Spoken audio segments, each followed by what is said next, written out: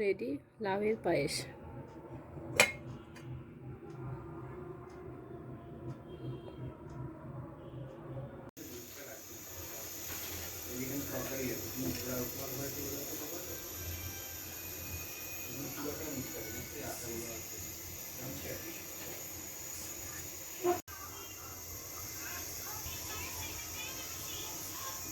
এগুলো নিয়ে রাখছি।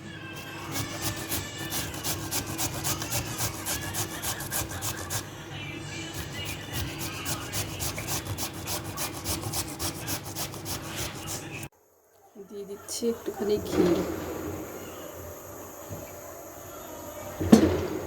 এখানে দিয়ে দিচ্ছি তেজপাতা, দালচিনি, এলাচ।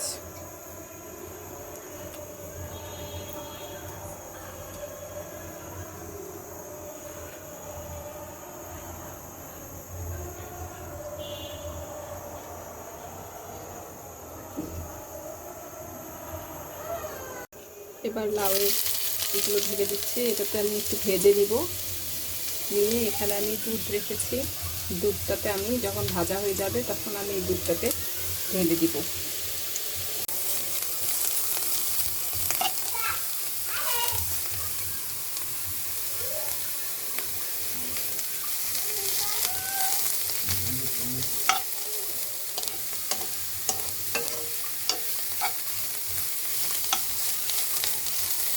একটুখানি ভাজা হওয়ার পরে আমি ওই দুধের মধ্যে ঢেলে দিব।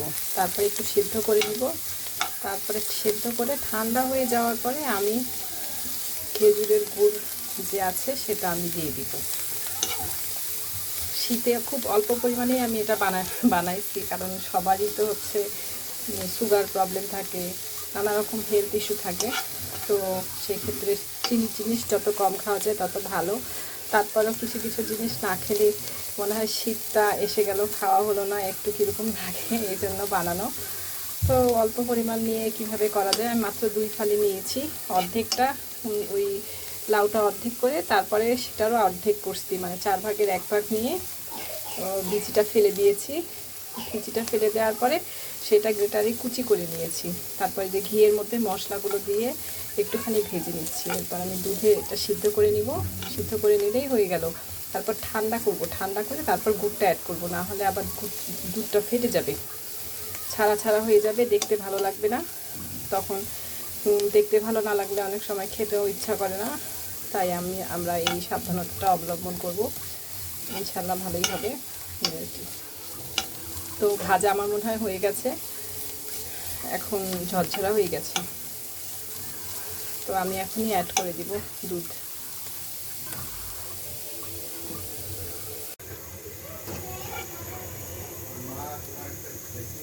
দুধে অ্যাড করে দিচ্ছি লাউয়ের ঝুড়িটা। এটা ভাজা হয়ে গেছে, সুন্দর গন্ধ বের হয়েছে। এখন আমি এটা অ্যাড করে দিচ্ছি। এটা আমি 10 মিনিটের মধ্যে একটু হালকা অল্প আছে সিদ্ধ করে নিব, তাতেই এটা হয়ে যাবে। এরপরে আমি একটুখানি খেজুরের গুড় অ্যাড করব। অ্যাড করে দিচ্ছি খেজুরের গুড়। এটা আস্তে আস্তে মিশিয়ে নিলেই চিনি হয়ে যাবে এবং স্বাদও চলে আসবে। আমি কিন্তু চুলা থেকে নামিয়ে নিয়ে তারপরে মিশিয়ে দিচ্ছি।